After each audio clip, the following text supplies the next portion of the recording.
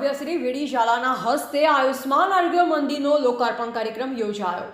સાબરકાંઠા જિલ્લામાં વીરાવળા ખાતે ધારાસભ્ય શ્રી વીડી ઝાલાના હસ્તે આયુષ્માન આરોગ્ય મંદિરનો લોકાર્પણ કાર્યક્રમ યોજાયો। અવસરે ધારાસભ્યશ્રીએ જણાવ્યું કે સરકારશ્રીનો પ્રથમ ધ્યેય છે કે ગામડાના છેવાડાના માનવીને જરૂરી આરોગ્ય સેવા જેવી કે પ્રસૂતિ, રસીકરણ, સામાન્ય રોગોની સારવાર, ટીબી, બાળકોના રોગોની સારવાર અને આસપાસના વિસ્તારના ગામોને સબ સેન્ટર કક્ષાએથી જરૂરી આરોગ્ય સેવા મળી રહે તે માટે આયુષ્માન આરોગ્ય મંદિર ખાતેથી જરૂરી આરોગ્ય સેવા તેમજ સ્થાનિક કક્ષાએ મેડિકલ ઓફિસર તેમજ તેમની ટીમ દ્વારા સુપરવિઝન કામગીરી કરવામાં આવે છે।